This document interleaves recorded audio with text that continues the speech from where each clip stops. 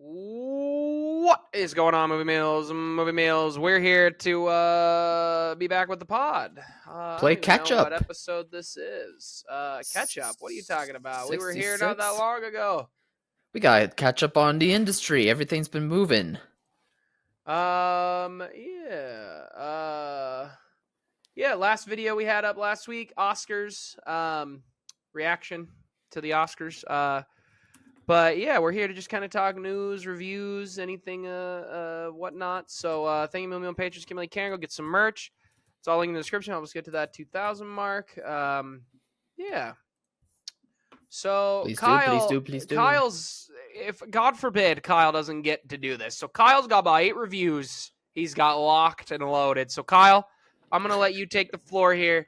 Talk about some of these movies you've been dying to talk about more in depth. So go for it. Well, half of them are only the Oscar-nominated movies that I haven't been able to watch yet. You watched them. Or I was able to watch just now, but I haven't been able to talk about it. It's a movie review show. We review movies. Well, I don't see what's weird about that. This guy loves giving 8 mini reviews and then a full-on 10 reviews. Just go for it. Start with The Brutalist. Kyle's been dying to talk about The Brutalist and all its AI use. I will admit, I did not notice the use of AI in Adrian Brody's voice throughout this movie. I don't know how you would. Yeah, exactly. I don't really know anyway. Even before going into the movie, but at the same time, though, it still, rubs me the wrong way personally, just with its use. But nonetheless, though, Adrian Brody and The Brutalist in general just are fantastic to have watched. I was happy to have seen it on a big screen. I was able to catch it in a movie theater, and surprisingly for me, the pacing of the movie for its 3.5 hours does work very well. I think it is actually paced very impressively, but I also wonder if, because I locked myself away from distractions in like a movie theater setting, that helped possibly, compared to like if I watched it at home, maybe I would get distracted and would think it's a slower movie. I don't know, because I just have seen other people mention that they were happy that they saw it at home rather than in a theater, because then they could just like stop and start it whenever they want to. I remember seeing like some of those anonymous ballots, which I know are whack in general. So I just but I read those and then I watched the movie and I was like, I don't agree with that at all. The movie is very well paced. But funny enough, I was just talking to our buddy Zach. Shout out to him the other day on the phone, and we were talking about the Brutalist runtime. And there are 3 types of movies and pacing you can handle that happen in a long movie like this. A movie over 3 hours. You're either going to get the movies that truly are paced poorly. You feel the runtime. You're checking your clock. When are we done? This movie's not entertaining. Then there are movies that I think The Brutalist falls into this category where it is paced well, but it is not in the vein of like a longer, like this is weird to, like, it's going to sound like I'm saying it's boring when it's not, but you do have the feeling of like the movie's still going. Like, you think that throughout at one point. You're like, it is a long movie, but I'm enjoying everything I'm watching, which like is you're fine. Self-aware. Like, yeah, but it's not taking into away a movie. from the experience. But you can still have the thought of, oh, we're still going. Like, when you get to the intermission and you check your time, you're like, yeah, it is a long movie. It's a long movie, but I like what I'm watching. That is where The Brutalist falls into. Then there's the 3-hour movie where you check your watch and you're like, oh, 3 hours have gone by. I could have watched another 2. Sure. And The Brutalist doesn't fall into that category. I don't think many movies do fall into that category, but tough to do. That's just I was just talking to him about that the other day, and I think sometimes if you're in a 3-hour movie and you're like, oh, I felt the runtime a little bit, it's, there's a difference between I was checking my watch bored and I could feel the runtime. I knew it was a long movie. I felt the long movie, but I still enjoyed the long movie. There's 2 different ways to handle that, but go ahead. No, I actually really agree with that. I like how you articulated that, because during that movie, I do remember, like, it's not like an out-of-body experience necessarily, but it's like you kind of zone out, you zone into the movie so much that, like, you almost become self-aware of what you're doing outside of, I guess it is kind of out-of-body experience funny. Like, oh yeah, I'm in a theater, I'm watching a movie, and just that kind of realization that you're in like a long movie, I suppose, is what I'm trying to get out of, and what I felt to a certain point. But I found the Brutalist magnificent. I was so impressed by the direction from Brady Corbert, and just making this tale about like the rise and fall of the American dream in a sense, and like how you may be able to reach the peaks of what you want out of the American dream, but there's always going to be someone with like more power that's going to like tear it down for you, whether intentionally or not intentionally, I suppose. And yeah, like I said, Adrian Brody's terrific in the movie, just leading the whole thing. Just really impressive stuff from the story. And I like that the direction matched like the bigness and like the big scale and making it feel epic. I liked how it was matching just like the themes and the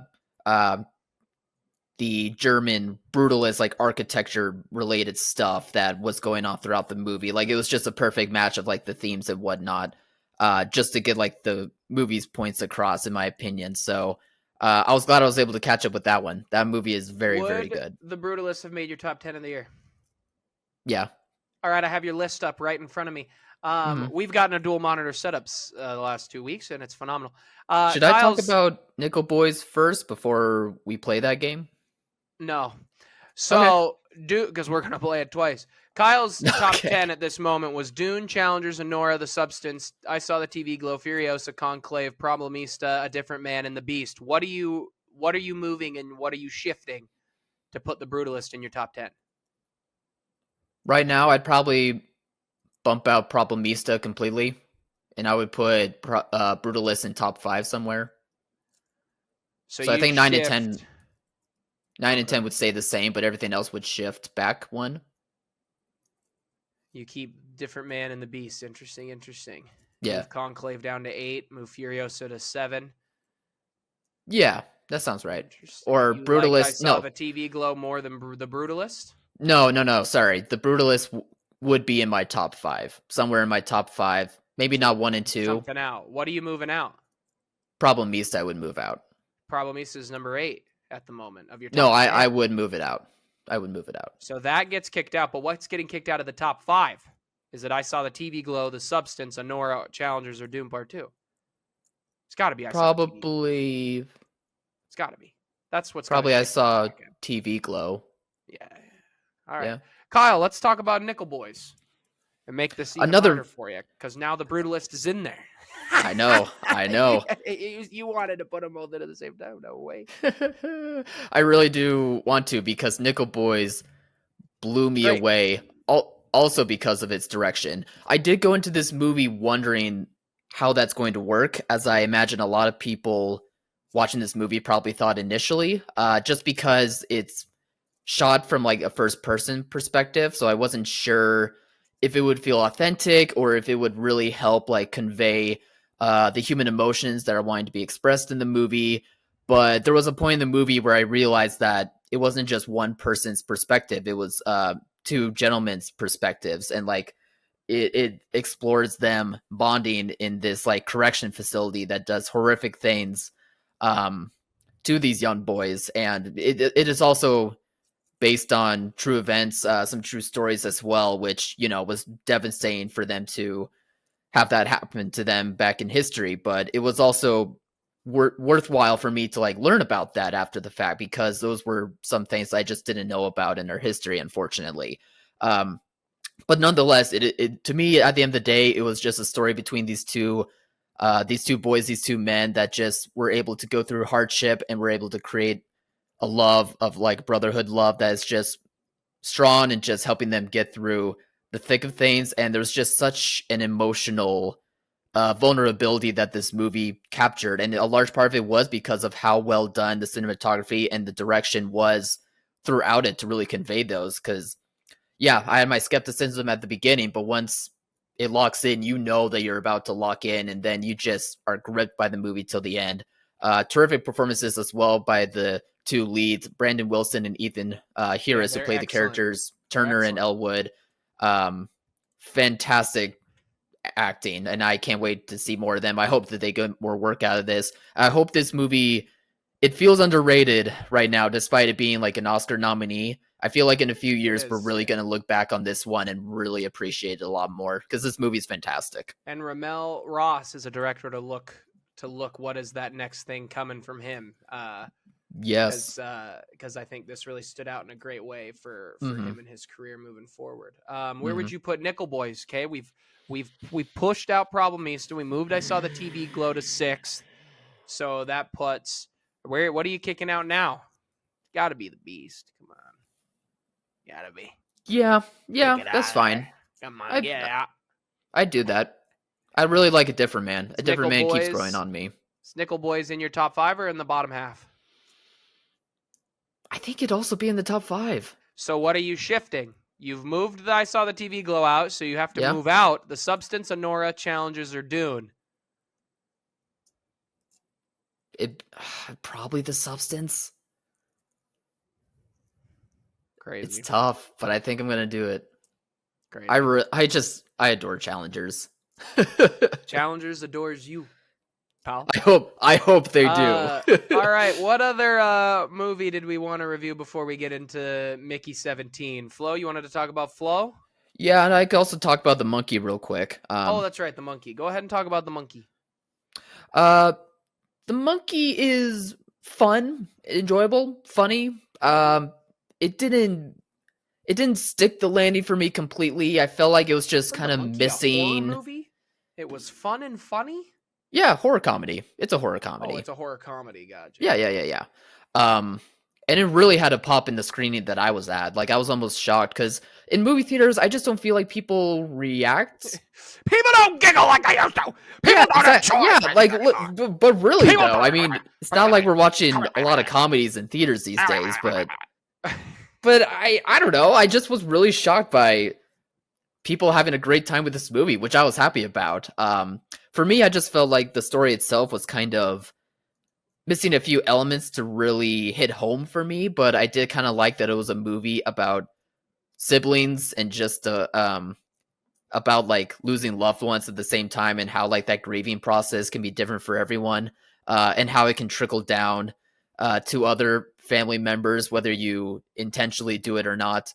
So there's like some interesting thematic stuff, but I just don't feel like it tightened stuff up quite enough to really hit home for me. But outside of that, I thought the kills were entertaining enough, and the humor was I don't know. The humor was dark and very in your face, which I kind of enjoyed.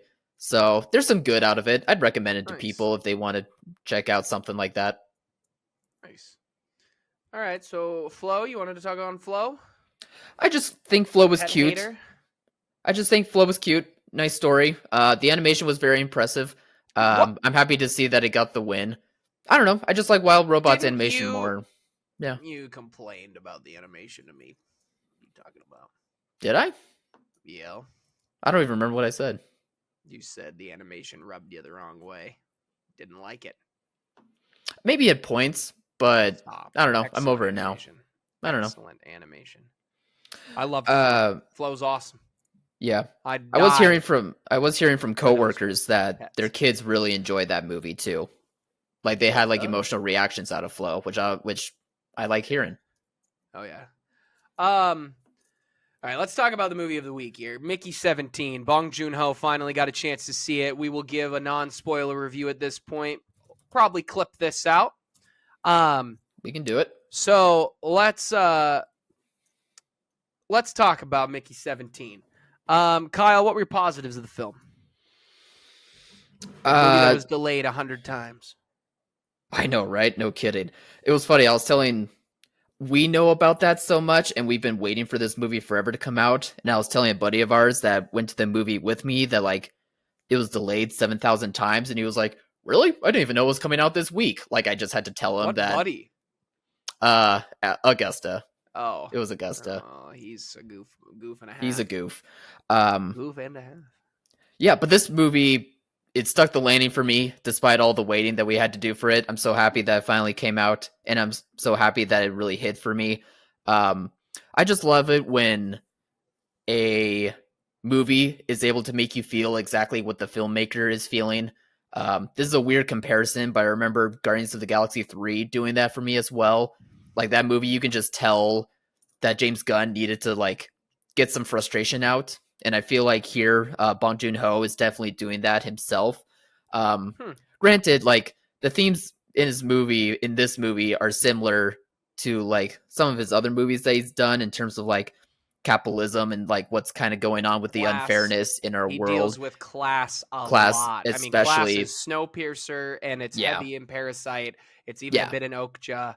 Hmm. So yeah, class is definitely one of his big talking points that he likes Yeah, to talk about. for sure. And that's what's happening in Mickey 17 as well. But what I liked here is that he takes a in your face satirical comedy approach to it that is really releasing like frustrations and anger and angst in a much more like direct in your face way compared to his other movies that are a bit more streamlined and even more nuanced throughout, which I could see it maybe rubbing some people the wrong way with the in your faceness of it.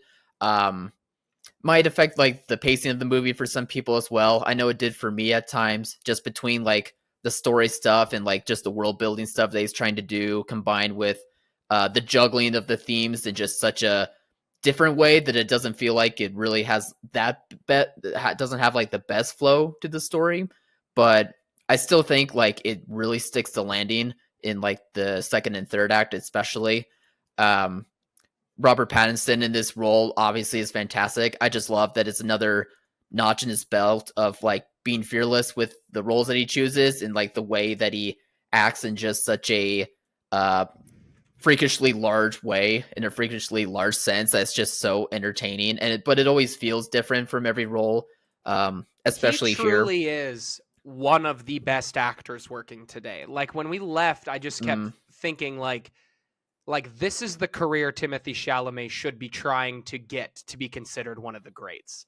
Like mm, obviously you can say with everything on Twilight and blah blah blah, but he has really done great work, and he has worked with incredible filmmakers. Um yeah. I mean even just from voice work in Boy and the Heron to a Mm, movie like Good Time, like to mm, them Batman. He is such a talent. absolutely. He doesn't get brought up enough in how good he has been over the last decade. Yeah. Yeah. um so I'll just close out my thoughts by just saying that um on top of the movie just hitting home for its themes and story wise and the performances, especially from Mark Ruffalo and Tony Collette, who ham it up perfectly. Naomi Aki, who I'm just now knowing about from this movie. I don't recognize her from other things. I know, Alex, you were telling me she was in Blink Twice. I just haven't seen Blink Twice yet. Oh, I thought you watched it. No, I haven't been able to check it out yet. Oh, I Yeah. swear you told me you watched that. I was so confused because I remember No. thinking, turning it out, the Zoe Kravitz movie? Weird. Yeah. I I don't know. Maybe. swear you had told me you would watch it. It's a good horror movie. That's crazy Mm. to me. I feel like you had watched it.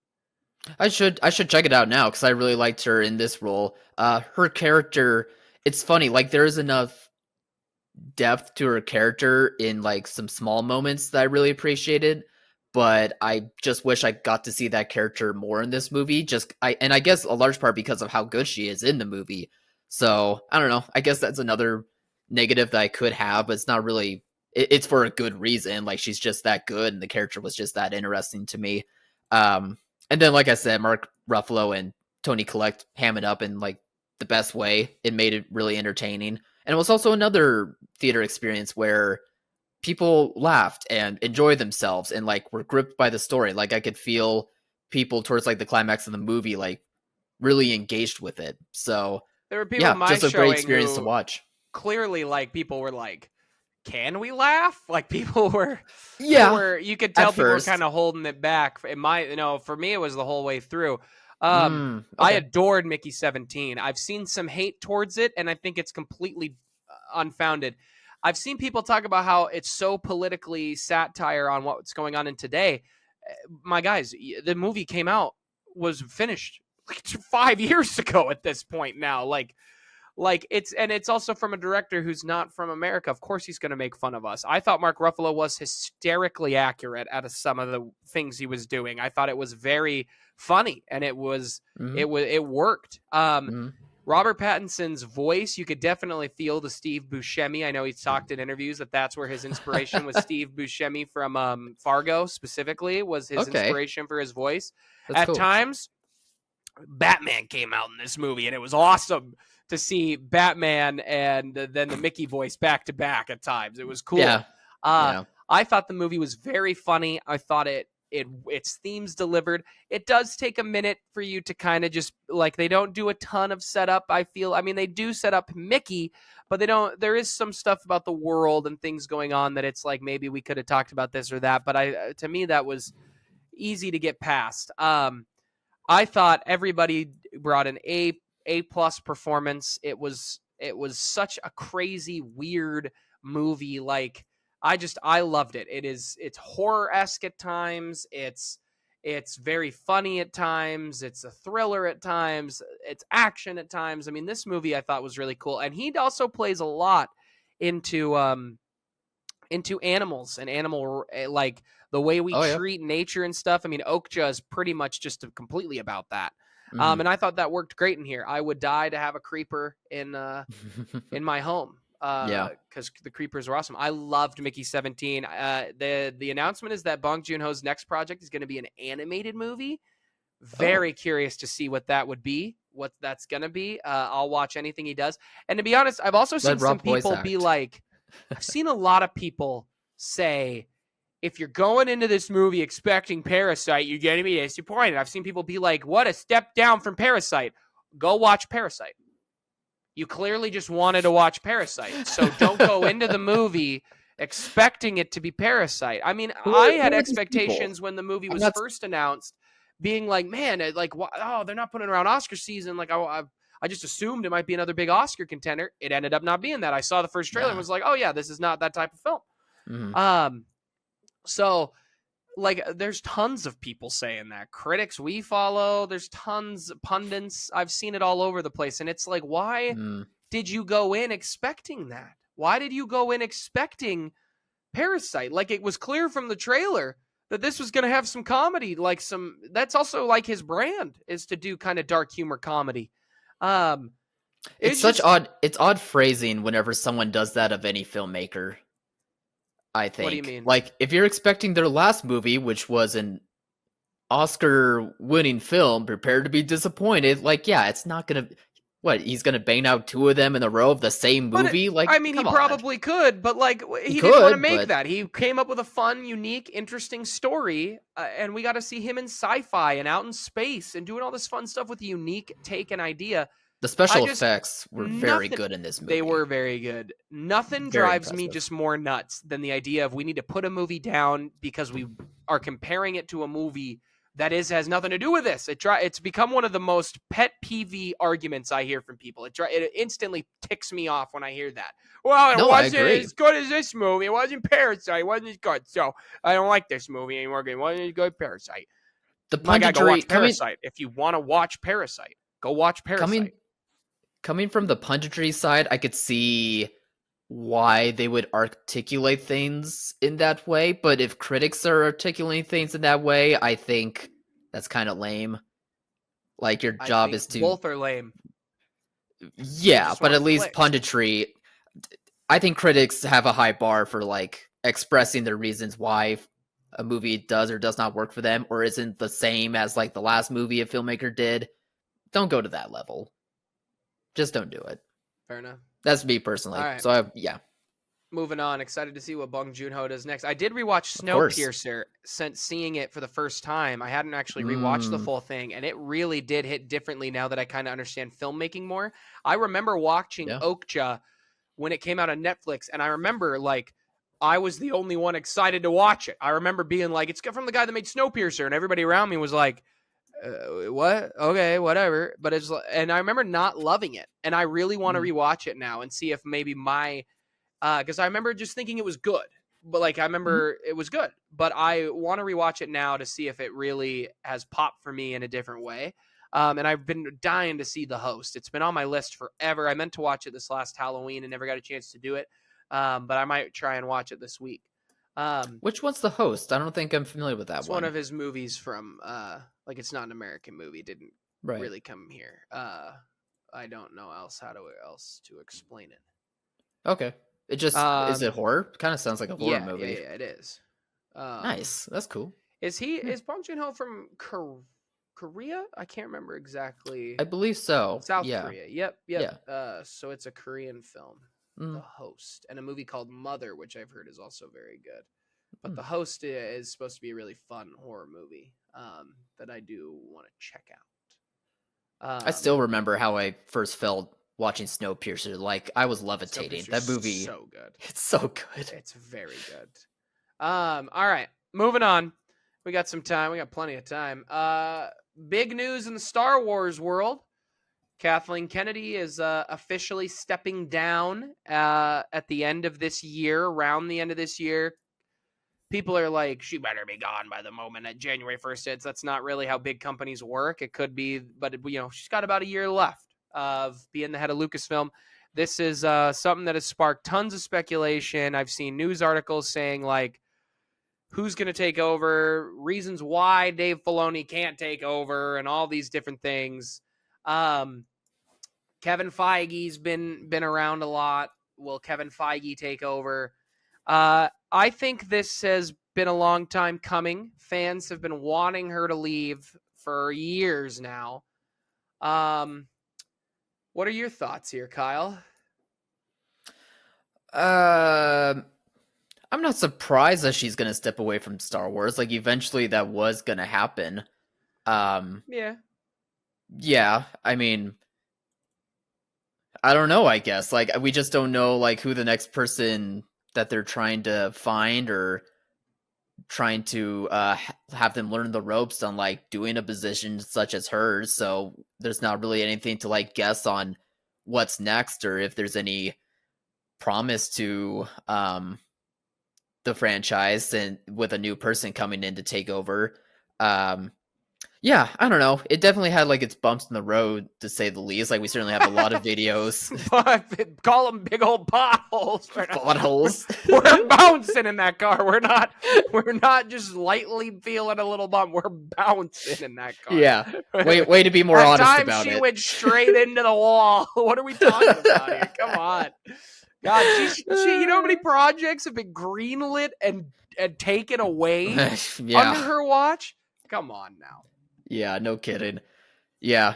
It was just a case of, like, she is great at what she's done over the years, which is producing movies. And I think with her in this position, she was always thinking as a producer and not as, like, I don't know, maybe a filmmaker or just someone that understands how to shepherd and corral and streamline projects rather than have, like, the producer brain of, like, always have a project in development or have something at the ready that sounds interesting even a little. Because most of the time with movies, like, many projects are quote unquote in develop but never see the light of day. And unfortunately with something like a franchise or something like Star Wars, you don't really want to do that because that just is a letdown by fans. So that was always, like, one issue that plagued during her tenure, I would say. But at the same time, though, there were things that did pay off and come to fruition that did well. Like, I still think episode 7 and 8 were very good. And I still really liked season 1 and 2 of, like, Mandalorian. Andor was good. Andor's very good. Yeah. Season 1 of Andor is very good. Yeah. So even with, like, the multiple frustrations and potholes that came from her tenure, at the very least there was still, like, some nuggets of good throughout it. So I don't know. I mean, it's definitely a mixed bag. I bet they will announce who is taking over at Star Wars Celebration about a month from now in April, which is taking place in Japan. She has had a lot of hits. She's had a lot of misses. I think the biggest reason people don't like her is because of the divided of fan base from episode 8. But I think at the end of the day, I don't think anyone would have done a great job. I also think, to your point on her coming at it with a producer's mind, I think Kevin Feige has ruined or has changed the mindset for fans on what head of a company does, because it's always been that. It's always been a numbers producer that is in charge. That's their job, is to make sure that the movie is staying on budget and doing all these things. Mm-hmm. And so like Kevin Feige was kind of the first to be like, nah, man, like I'm actually a huge nerd for all this. Like I love doing this. Let's do our best. It's interesting that people still want Feige to take over as the head of Lucasfilm, since he's had a lot of misses as of late. But there's also just been a shift in how people watch and the kind of brain rot that's hit a lot of fans since COVID. But true. Kathleen Kennedy, I think stepping down just makes sense.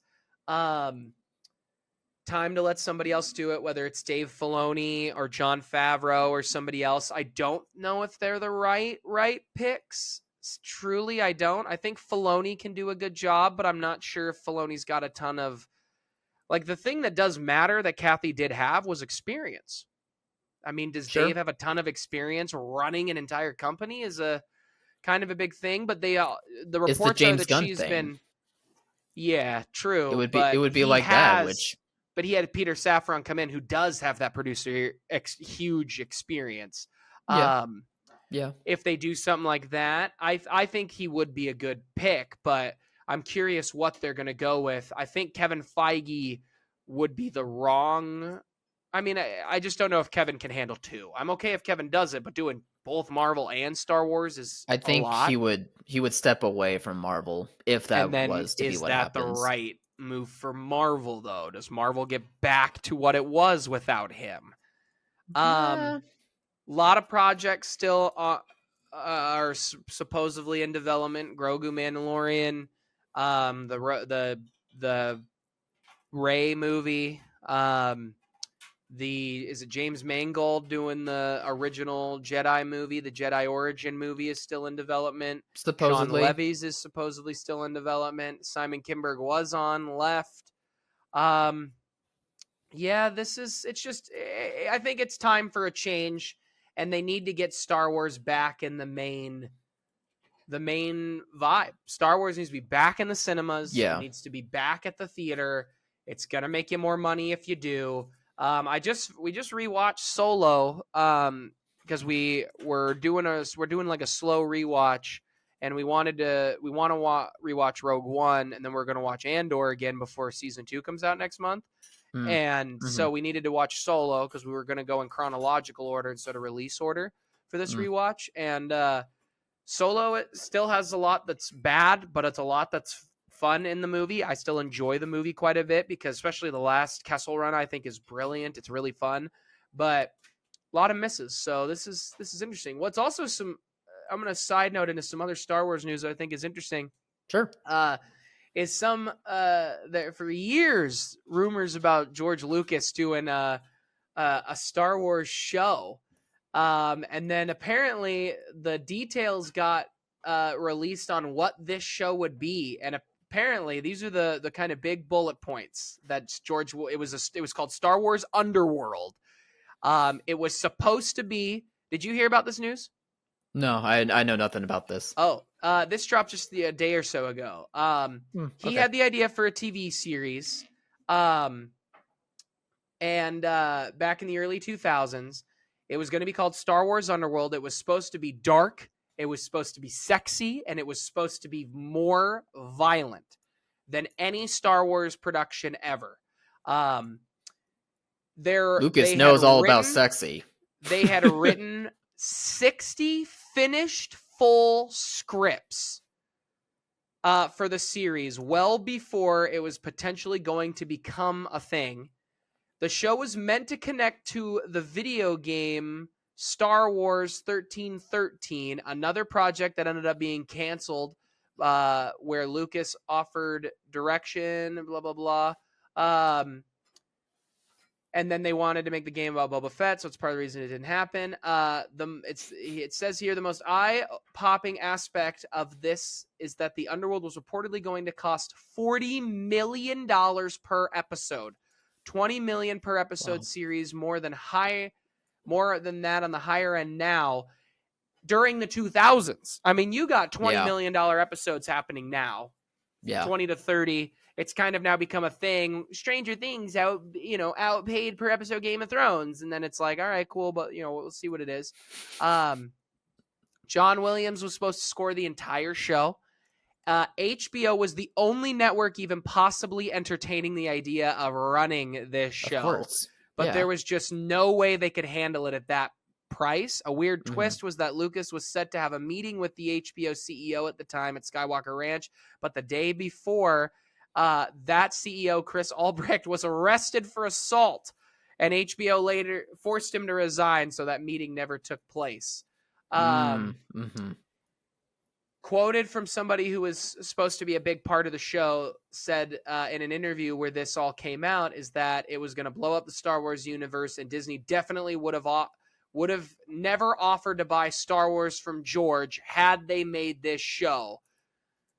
So... I think that's very interesting. Because I don't know think about it was that. Supposed to be way more violent. It doesn't fit the Disney brand. Sure, but I mean, we debated it's on still here Star if they could do Wars. Daredevil. Yeah, but it's still Star Wars. Like you would still want that IP and then make it family friend. Like it. I mean, yeah, fair enough. Like we literally had Clone Wars after this project didn't happen, right? Like, and that's for Clone kids Wars essentially. Clone Wars isn't dark and sexy and violent. No, I know, but that's what I'm saying. Like, there's dark. Andor's the closest thing we've gotten to a true dark story, I think. Yeah, the Rogue One and Andor is probably the darkest thing we've gotten. But yeah, what do you think, Kyle? Would you have loved to see that back in the 2000s? Love to see it now. I mean, maybe Get now. Get those scripts out of the workshop. I think the fan base now in their 40s and 50s would love to see that show come to fruition. But no, I probably would not have cared about that as a kid. I probably would not have even known about it. Yeah, I probably wouldn't have either. All right, well, what else did you want to talk about today, my guy? What else we got on the docket? I mean, there's not much. Sean Levy, nothing really going on. The new Avatar series is cool. Yeah, you want to talk about that some? Sure. What was it supposed to be called again? Do you know? Why is this blurry? Sorry, something's acting weird here. Seven Havens. Yes. It is supposed to take place with the Avatar after the events of Legend of Korra, and apparently it is supposed to be more post-apocalyptic. That a big event happens, and because of Korra, and damn it, Korra. No, like legitimately, people have been talking about because Korra's not loved. You're either kind of on you love it or you hate it. There's not a lot of middle ground. I personally think Korra is brutally okay. I think it's a massive step down as a sequel series from Avatar. But I think this could be cool. I think more from the Avatar creators is great. I think a new Avatar is a great idea. Let's fix a few things lore-wise that Korra, I personally don't think worked to fix it. Some stuff did, some didn't. And I think making it post-apocalyptic is cool. Like a massive event happens, that it's not another war, that the world is just kind of in shambles. I think that is great. So you look perplexed. Well, I'm reading about Seven Havens as well, but by the way it's worded, it makes it seem like due to this earthbender becoming the new Avatar, it means that like they don't trust her as like the savior because she's an earthbender. Unless if I am reading it wrong and they are saying that saying that Korra wasn't loved. So as per the official log, this is the official log line. A world shattered by a devastating cataclysm. A young earthbender discovers that discovers she's the new Avatar after Korra, but in this dangerous era, that title marks her as humanity's destroyer, not its savior. Hunted by both humans and spirit enemies, she and her long-lost twin must uncover their mysterious origins to save the Seven Havens before civilization's last strongholds collapse. The Seven Havens makes me feel like we've moved off of the Four Nations. Yeah, it got split up more. Into 7. Well, what would that be? Okay, we got the 4 main. We got metal bending, lava bending, blood bending. Oh yeah. There's cotton like candy brain blowing, explosion bending. Maybe lightning has become a main bullets. thing. Maybe lightning's become a main thing. America bending. Yeah, in America. Hey, we do that in Demon Slayer. We can do that here. Come on, America. Demon Slayer's got America breathing. Shotgun form. Pew pew. I think this sounds cool. Korra is now hated. Not that Korra's hated. I mean, in terms of the world. Yeah, get her. Bring back men. Bring back Aang. I think the idea of like an avatar becoming the enemy, that the choices that Avatar made did not actually result in positive things for the world, and that now the world is like, the Avatar's not our savior. They were supposed to protect us. For a while, that's kind of what happened to Aang. Where's the Avatar? The Avatar doesn't exist anymore. We need him, but he's not here. And then he shows up. People are like, you're not the Avatar. You're a loser. Yeah. And he's like, no, I'm just a kid, bro. Just want to play on my scooter. I think you're right about that. Like, each one of these series is always able to make like the responsibility of being the Avatar a burden in different ways. So it makes sense here to continue making it be a burden instead of like necessarily a luxury. And I like that subject matter wise, thematic wise, it feels like this continued separation of all these different nations is happening more and more compared to what it was supposed to happen, like in Korra, to where they're supposed to come together a lot better. But there's always like political divide and stuff like that. I think that is an element throughout all these series, and it makes sense that it continues more in this. But who knows? Maybe this time around it comes together a lot better, perhaps. I also hope that it does. I mean, it says devastating cataclysm. I hope it puts it back. I think Avatar is at its best when it's not crazy industrial. I liked part of the thing I didn't love about Korra was that it became really industrial, and I know it made sense. Dory, I know, I can hear everybody complain. To me, I liked it when it was like, oh, we figured out a hot air balloon with firebending. We figured out a drill train to get through. The trains were built because of earth bending. Like, I think that was really cool. One of the things that I've seen more people talk about now that I've always been on the side of is that I don't love what I call the Dragon Ball Z effect, where Dragon Ball Z, next power up, all right? I'm just stronger. We've slightly changed my hair color, right? Everybody now can do it, the cool power up, so we have to figure out another cool power up. Avatar is so unique in what it does to make you better.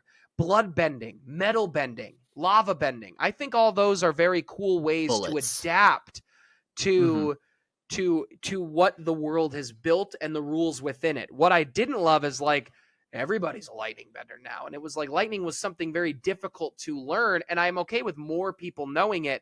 But I like that, like, lightning was considered the opposite of fire, if that makes sense. Like, I like the staying in the confines of their world and not being we just need a new form because we need a new form. And I hope they kind of get back to that, because they start to not do that as much in Korra. And I hope they kind of get back to that. And I think the idea of starting back over in kind of a apocalypse is a really cool way to make that happen. And I think fighting more spirits is going to be really cool. You can add a lot of cool stuff in that. So there was something about Korra.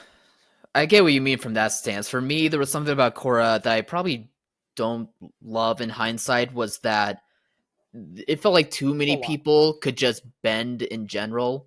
I guess maybe just because in Avatar the Last bend in both, but I guess it for some reason it felt less so to me in the original Avatar show. Probably just because it was like this core group of friends that we're following, and then like everything is so taken over by like the Fire Nation that it just felt like everyone was fending for themselves without like bending Well, yeah, powers. and the air nomads were completely wiped off the planet. Yeah. So I do kind of like they were brought genocide. back though. I like that airbending was kind of brought back. I do too, and I hope airbending is a more prevalent thing once we kind of jump forward. There, all those benders have moved up. One thing I really hope they do is they do a lot of the original cast dirty in Korra. I mean, they do Sokka dirty. They do them dirty. Yeah. They do a bunch of them dirty. I think they even kind of make Aang. They do Aang dirty a bit. I even think they do Katara and Toph dirty a little bit. And I think what's cool about the Avatar is the ability to go back and speak to past avatars and to learn from them to continue your knowledge. Korra kind of gets rid of that, and I want that back, and I hope it comes back because I think that's what's cool about the Avatar, and it made it more intense when Aang's chakras got blocked and he couldn't speak to the avatars, but he needed the advice and the help, and he had to work to get that back. I think that we need to bring that back and be able for him to be like, to talk to Aang when they need advice. It doesn't have to be as much as in the original series when Aang talks to Roku kind of all the time, but when you're really down to be able to sit and meditate, like one of the best entire scenes of the entire show is him going through the last like 4 avatars, talking to them one at a time and just getting one piece of advice. And when all those advices don't work, he has to make up his own solution. And I think that was what part of the reason that it makes the show just so great. But yeah, I absolutely agree. Thoughts on the show? No, I just keep repeating this when we talk about Avatar stuff. It's just so funny now how many hoops and hurdles that this show and the people who make this show and Korra have had to go through, and now that it just has had studio. Yeah, it's now just a studio. Like the success is just finally so evident after 20 years. For whatever reason, it takes that long that now they're like, we gotta have movies and spin-offs and series, and we are getting movies. Yeah, I don't know. It's I worry that it does become like too much of a good thing, like what we've seen from many other franchises lately. Hopefully I'm wrong, but yeah, the concept of the show does sound interesting though. Sorry, Alex, what were you saying there? I just it just depends on the product. Yeah, I think it sounds interesting. I agree with you. Yeah. Anything else we wanted to touch on today, or wrap up a few early here? Nah, let's wrap it up. That's all we got. All right, guys. What did you think of everything we talked about today? Comment below. Let us know what you think of Mickey 17. And as always, thank you, my patrons, and thanks for watching, Mom. See you guys.